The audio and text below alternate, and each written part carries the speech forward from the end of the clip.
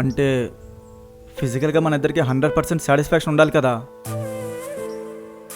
చూడు, ఫిజికల్గా సాటిస్ఫాక్షన్ అనేది అందాన్ని ఆకారాన్ని బట్టి రాదు, అవతల వ్యక్తికి మన మీద ఉన్న ప్రేమని బట్టి వస్తుంది. అలా కాదు, నాకు అందం ఆకారమే కావాలనుకుంటే ఈ ప్రపంచంలో ఎవరు పెళ్ళిళ్ళు చేసుకోరు, అందరు రెడ్ లైట్ ఏరియాకే పోతారు.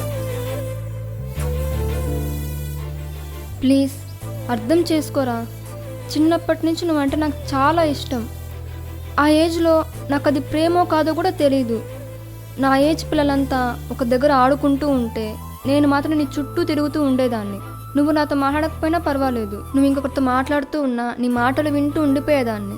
మీ అమ్మ వాళ్ళు ఎవరైనా ఎప్పుడు చూసినా మా వాడి చుట్టూనే తిరుగుతూ ఉంటావు, మా వాడిని కానీ పెళ్లి చేసుకుంటూ అని సరదా పడితే లోపల మురిసిపోతూ సిగ్గుపడుతూ తల దించుకునేదాన్ని. నిజంగానే నేనంటే నీకు అంత ఇష్టమా?